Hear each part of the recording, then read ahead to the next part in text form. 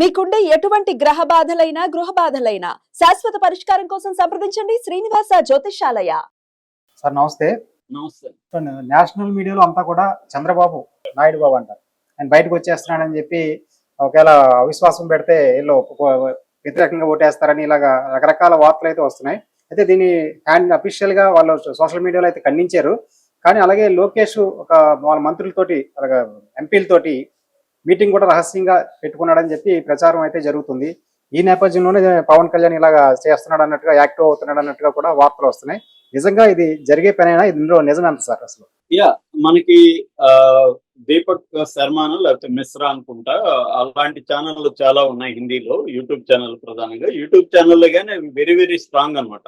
అంటే మోడీ ఓడిపోవడానికి యూట్యూబ్ ఛానళ్ళు కూడా బాగా పనిచేస్తాయని ఎకనామిస్ట్ లాంటి వెస్టర్న్ మ్యాగజైన్స్ కూడా లాస్ట్ 2024 ఎన్నికల తర్వాత అనలైజ్ చేశాయన్నమాట. అంటే ధ్రువరాటి లాంటి ఛానల్స్ కానీ వీళ్ళందరూ కూడా విపరీతంగా మోడీకి యాంటీగా ప్రచారం చేయడం వల్లనే మోడీకి అంటే బీజేపీకి 240లో ఆగిపోవడానికి కారణం యూట్యూబ్ ఛానల్. అలాంటి యూట్యూబ్ ఛానల్ ముఖ్యంగా మోడీకి యాంటీగా ప్రచారం చేసే యూట్యూబ్ ఛానళ్ళు ఇవాళ ఒక వార్తని ప్రధానంగా ఫోకస్ చేస్తున్నాయి. అదేంటంటే ఎన్డీఏకి నాయుడు బాబు గుడ్ బై చెప్పబోతున్నాడు. లోకేష్ ఆధ్వర్యంలో 16 మంది ఎంపీలతో భేటీ జరిగింది. ఈ భేటీ సారాంశం ఏంటంటే ఎన్డీఏ మీద అవిశ్వాస తీర్మానాన్ని ప్రవేశపెట్టే అవకాశం ఉంది, దీని వెనక ఇండియా కూటమి కూడా ఉంది అనేది చెప్తున్నారు.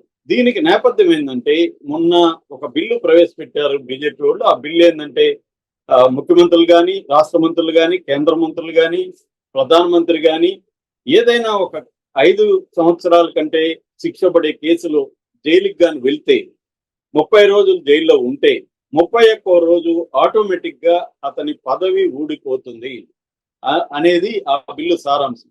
ఈ బిల్లుని కేవలం చంద్రబాబు కోసమే తెచ్చారని చెప్పి ఇటు ఉద్ధవ్ ఠాకరే శివసేన వర్గం సంజయ్ రౌత్ గాని, ఇటు కాంగ్రెస్ నేషనల్ సెక్రటరీ అల్కా లాంబా గాని, కేసీ వేణుగోపాల్ గాని, అట్లాగే లాలూ ప్రసాద్ సంబంధించిన పార్టీ ఎల్జేడి తేజస్వి యాదవ్ గాని వీళ్ళందరూ కూడా క్లియర్ గా చెప్పింది ఏంటంటే ఇది చంద్రబాబు కోసమే తెచ్చారు, చంద్రబాబుని బ్లాక్ మెయిల్ చేయడం కోసమే ఈ బిల్లు తీసుకొచ్చారు అనేది చెప్తున్నారు. ఎందుకు అనేది వాళ్ళు విశ్లేషిస్తున్నారంటే నాయుడు బాబు ఎందుకు ఎన్డీఏ నుంచి బయటకు వస్తారు అనే దానికి వాళ్ళు ఏం చెప్తున్నారంటే ఈ మధ్య కాలంలో చంద్రబాబు ఎన్డీఏ ప్రభుత్వం మీద ప్రెజర్ పెంచాడు. ఎందుకంటే అమరావతి ఫండ్స్ కావాలని, అట్లాగే పోలవరం డ్యాము నిర్మాణాన్ని వేగవంతం చేయాలని, అట్లాగే విభజన హామీ చట్టంలో ఉన్న విభజన చట్టం పునర్విభజన ఆంధ్రప్రదేశ్ పునర్విభజన చట్టంలో ఉండే హామీలను నెరవేర్చాలని చంద్రబాబు చాలా గట్టి పట్టుబడుతున్నాడు. ఎందుకంటే చంద్రబాబు నెక్స్ట్ ఎన్నికలకు పోవాలంటే జగన్ ని ఒక్కనే విమర్శిస్తే సరిపోదు, తాను నిరూపించుకోవాలి. 5 ఏళ్లలో నేను అమరావతిని ఈ స్థాయిలో అభివృద్ధి చేశాను, పోలవరాన్ని ఈ స్థాయికి తీసుకొచ్చాను, ఆంధ్రప్రదేశ్ పునర్విభజన చట్టానికి సంబంధించిన హామీల్లో ఈ హామీలు నేను నెరవేర్చాను అనేది చెప్పుకోవాల్సిన అవసరం చంద్రబాబుకు ఉంది. దానికి కేంద్రం సపోర్ట్ కావాలి. మనం అది కావాలంటే కేంద్రం ఫండ్స్ ఇవ్వాలి. ఇప్పటి వరకు కేంద్రం బీహార్కి ఇచ్చిన దాంట్లో సగం కూడా ఆంధ్రప్రదేశ్కి ఇవ్వట్లేదు. సో చంద్రబాబు ప్రెజర్ చేస్తున్నాడు. రెండవది పొలిటికల్ గా చంద్రబాబు జగన్ ని అరెస్ట్ చేసి జగన్ ని బలహీనపరచాలనేది ఆయనకున్న రాజకీయ వ్యూహం. ఎందుకంటే 2029లో లోకేష్ ని సీఎం క్యాండిడేట్ గా అనౌన్స్ చేసి ఎన్నికలకు వెళ్ళాలనేది చంద్రబాబు ప్లాన్. తాను యాక్టివ్ గా ఉన్నప్పుడే లోకేష్ ని సీఎం గా ఎస్టాబ్లిష్ చేస్తే ప్రజల్లో లోకేష్ నాయకుడిగా గుర్తింపు పడిపోతాడు. సో అప్పటి నుంచి లోకేష్ తన సీఎం గా పరిపాలించగలుగుతాడు అనేది ఉంది. అదంతా చేయాలంటే జగన్ స్ట్రాంగ్ గా ఉండకూడదు. జగన్ కూడా 40% ఓట్ బ్యాంక్ ఉంది, జగన్ రాజకీయాల్లో నిష్ణాతుడు, జగన్ కు మోడీ సపోర్ట్ ఉంది. సో అందువల్ల జగన్ ను వీకెన్ చేయాలంటే కూడా మళ్ళీ మోడీ అనుమతి కావాలి. మోడీ అనుమతి లేకుండా జగన్ ని ఒకవేళ అరెస్ట్ చేసినా 4 రోజులు మళ్ళీ జగన్ బయటకు వస్తాడు, జగన్ కి సింపతి పెరుగుతుంది. దానివల్ల జగన్ కి నష్టం లేదు, చంద్రబాబుకి నష్టం. అందుకని జగన్ ని కన్విక్షన్ చేసి జగన్ కి శిక్ష పడేట్టుగా చేసి జైల్లో పెట్టేయగలిగితే అప్పుడు జగన్ కి సింపతి కూడా రాదు. అవినీతి కేసులో శిక్ష పడిందని చెప్పి ఆల్రెడీ 12 ఏళ్లుగా జగన్ బెయిల్ మీద ఉన్నాడు. సిబిఐ 11 ఛార్జ్ షీట్లు, ఈడీ 9 ఛార్జ్ షీట్లు వేసింది ఆల్రెడీ. సో ఆ కేసులో అక్రమాస్తుల కేసు అంటారు, డిస్ప్రపోర్షనేట్ అసెట్ కేసు అంటారు. ఆ కేసులో కానీ జగన్ శిక్ష పడి కన్విక్షన్ పడిందంటే, 2 ఏళ్ళకి పైన పడిందంటే అతను రాజకీయాల్లో అనామకుడు అయిపోతాడు. ఇంకా జగన్ తరఫున బయట పార్టీని కూడా నడిపే పరిస్థితి లేదు అనేది చంద్రబాబుకు ఉంది. దీనికి కూడా మోడీ అనుమతి కావాలి, మోడీని ప్రెజర్ చేస్తున్నాడు. ఇది ఒక యాంగిల్. అయితే ఇక్కడ చంద్రబాబుని తన కంట్రోల్లో పెట్టుకోవడానికి ఈ బిల్లు తెచ్చాడు అనేది ఒక వాదన. అట్లాగే జగన్ కూడా ఈ మధ్య కాలంలో చంద్రబాబు రాహుల్ మధ్య హాట్ లైన్ లో సంబంధాలు ఉన్నాయి త్రూ రేవంత్ రెడ్డి అనేది ప్రకటించారు. దీన్ని కూడా నేషనల్ హిందీ మీడియా కోట్ చేస్తుంది. జగన్ చెప్పిన దాన్ని కూడా బలంగా కోట్ చేస్తుంది అనమాట. జగన్ కూడా తన మాటల్ని నేషనల్ మీడియాలో ప్రచారం చేయడం కోసం ఢిల్లీలో ఒక సమాచార కేంద్రాన్ని కూడా ఏర్పాటు చేశారు. అక్కడ గురుమూర్తి ఎంపీ, తిరుపతి ఎంపీ గురుమూర్తి ఆధ్వర్యంలో ఆ సెంటర్ బలంగానే ఇప్పుడు మొదలైందనమాట.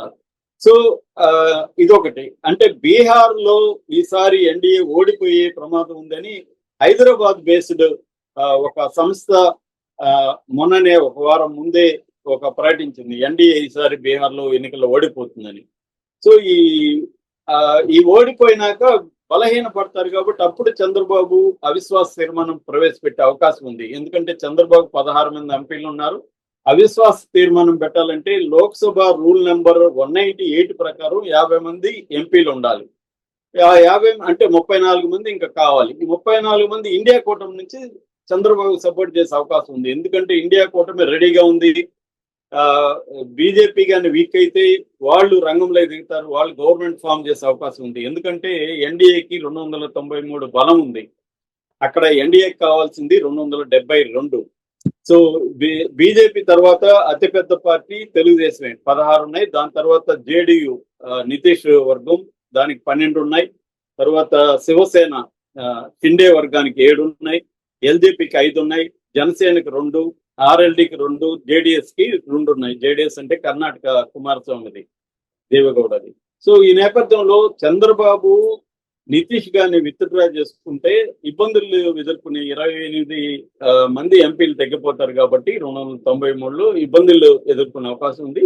కాకపోతే అప్పుడు జగన్ లాంటి వాళ్ళని పెట్టుకొని ట్రై చేస్తారు, కానీ ఏదేమైనా కష్టం అవుతుంది. అందుకని చంద్రబాబు ఇలా పోకూడదంటే చంద్రబాబుని ప్రెజర్ చేయడం కోసం ఈ చట్టం తీసుకొస్తున్నారని చెప్తున్నారు.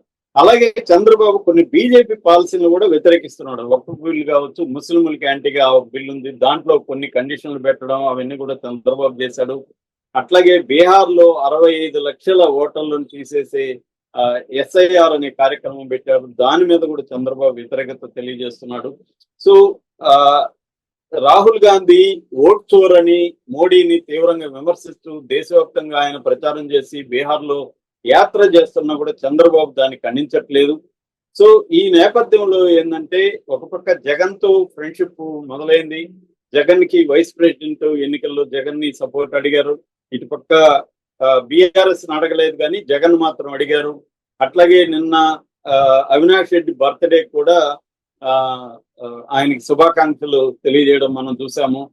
సో అంటే నితిన్ గడ్కరీ స్పెషల్ గా ఆయనకి ఒక మామూలు ప్రతిపక్ష ఎంపీకి నితిన్ గడ్కరీ లాంటి ఒక బిజీ మంత్రి శుభాకాంక్షలు చెప్పడం కూడా సంచలనంగా మారింది. ఈ నేపథ్యం అంతా పెట్టుకొని నేషనల్ మీడియా నాయుడు బాబు ఎన్డీఏ నుంచి బయటికి రాబోతున్నాడని ప్రచారం చేస్తున్నారు. దీన్ని తెలుగుదేశం అఫీషియల్ హ్యాండిల్ ఖండించింది, కానీ ఇదైతే నేషనల్ మీడియాలో జరుగుతుంది అనమాట.